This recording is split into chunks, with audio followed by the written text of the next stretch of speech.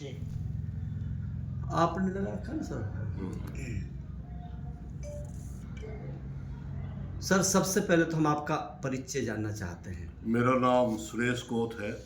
मैं भारतीय किसान मजदूर यूनियन का हरियाणा का अध्यक्ष हूँ और संयुक्त मोर्चा भारतवर्ष का जो संयुक्त मोर्चा उसका कोऑर्डिनेशन कमेटी का मेंबर हूँ। मेवात में नौगांव की लगातार महापंचायतें चल रही हैं, धरना चल रहा है, सरकार उस पर कोई अमल नहीं कर रही है। आखिर क्या वजह मानते हो उसको लेकर आप? देखिए, मेवात के नौगांव का जो भूमि अधिग्रहण का मामला है, किसी जमाने में किसानों के साथ धोखा करते हुए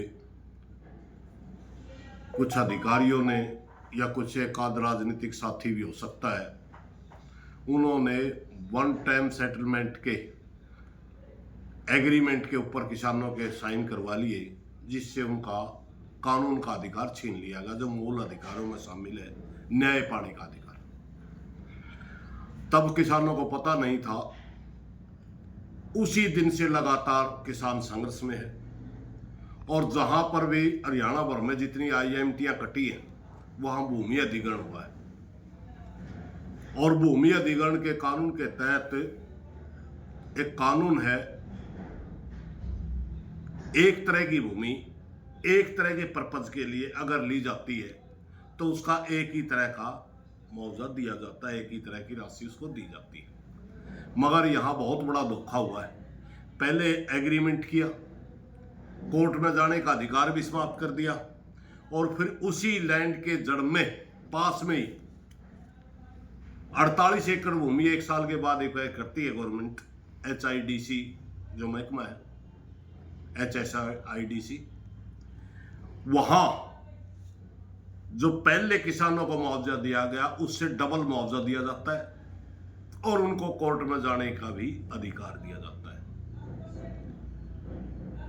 जब पूरे देश के अंदर कानून ये है कि इक्विटी इन जस्टिस का रूल लागू है, समानता के अधिकार पर न्याय, तो अकेला मेवात के किसानों के साथ ये धोखा क्यों? सबको बराबरता के हिसाब से जब पैसा मिल रहा है तो इनको क्यों वंचित रखा जा रहा है? अब मैं समझ नहीं पा रहा कि अकेला रोजका में वो IMT के साथ ऐसा छल क्यों किया जा रहा है। उसके बाद भी जितनी बार इन्होंने कोशिश की पंचायतें कर करके मुद्दा उठाने की, कोई न कोई छल कपट करके सरकार उस आंदोलन को बिखेर देती है, गिरफ्तारियां कर देती है। अब की बार ये महापंचायत 18 अगस्त को नुआ अनाज मंडी में रखी गई है। इसके दो मकसद हैं। एक मकसद इनके खिलाफ बहुत ही नेगेटिव प्रचार किया जाता है कि बार बार मुआवजा मांगते हैं, ये सच्चाई नहीं है। इनको एक बार मुआवजा पहले मिला है, दूसरी बार जो एग्रीमेंट के नाम पर धोखा हुआ उस समय भी बढ़ोतरी के लिए 46 लाख बोला गया था कि 40 लाख आपको और मिलेंगे, जबकि पहले वाले मुआवजे को मिलाकर के 46 कर दिया गया। 25 पहले मिले थे, 21 बाद में दे दिए गए। इनका कुल मिलाकर के मुआवजा 71 लाख बढ़ता था उस समय, 46 दिया गया और फिर एग्रीमेंट का भी इन्होंने पता नहीं था कि आपके हाथ काट दिए गए।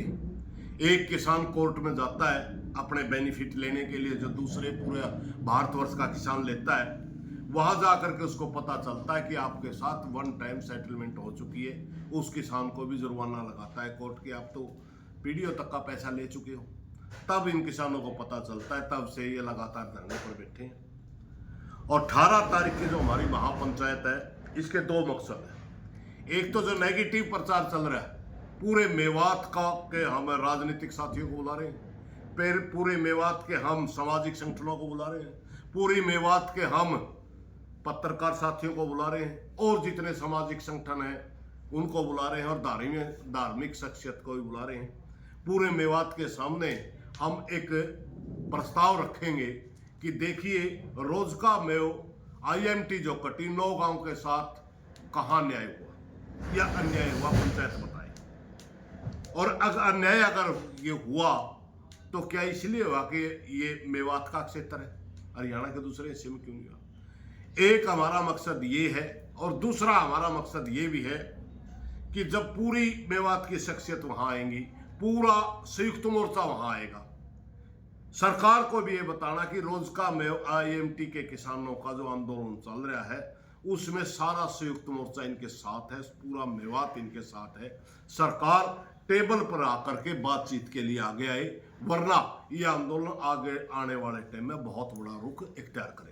नेताजी, अगर बात करें हम किसानों की, लगातार जो सरकार है पुलिस को आगे कर कर किसानों को खदेड़ना का काम करती है, जेलों में डाल देती है, जहां तक कि महिलाओं को भी जेलों में डाल दिया जाता है।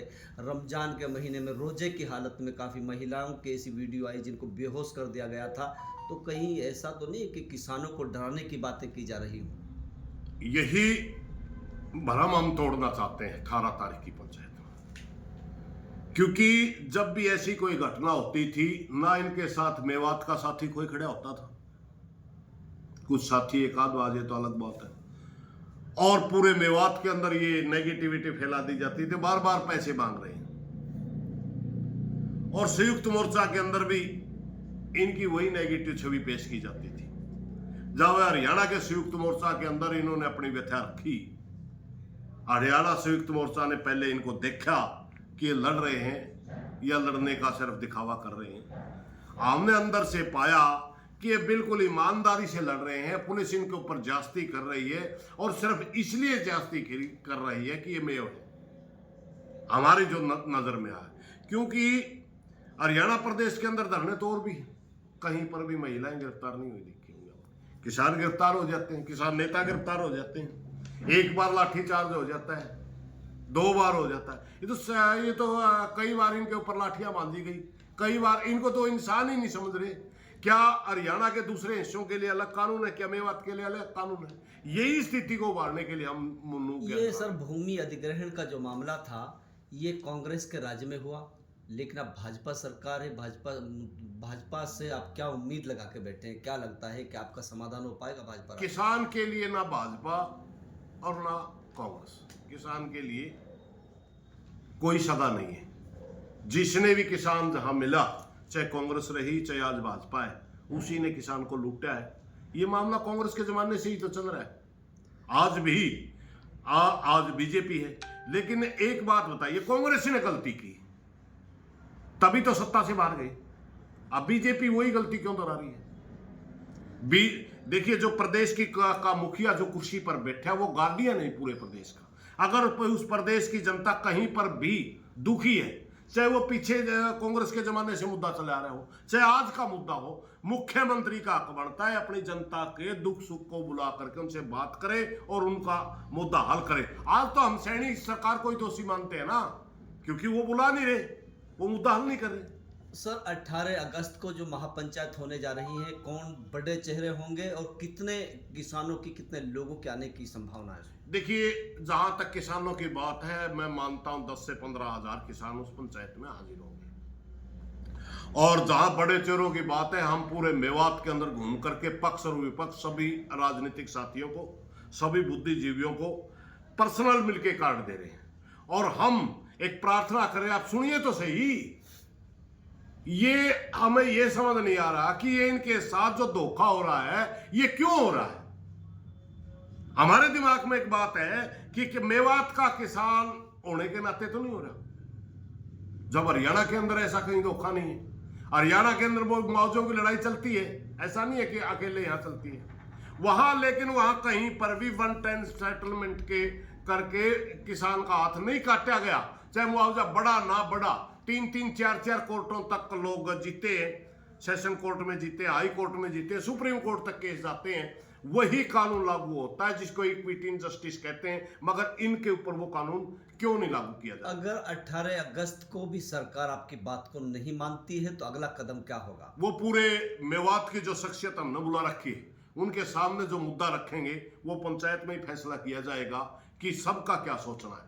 जैसा हम सोचते हैं, अगर सभी साथी ऐसा सोचते हैं कि इनके साथ धोखा हो रहा है, इनके साथ जुल्म हो रहा है और इनके साथ न्याय नहीं हो रहा है, अगर सभी शख्सियतें इस नज़र पे सोचती हैं, तो आगे आने वाले टाइम में, भविष्य में आप बहुत ही सख्त कदम इस आंदोलन के बारे में लिए जा सकते हैं। 18 तारीख के लिए क्या संदेश किसानों को? 18 तारीख के लिए मेरी पूरे हरियाणा प्रदेश के किसानों से ही, न मेवात से ही, पूरे हरियाणा प्रदेश के किसानों से ही हाथ जोड़ करके प्रार्थना है कि नूह की अनाज मंडी के अंदर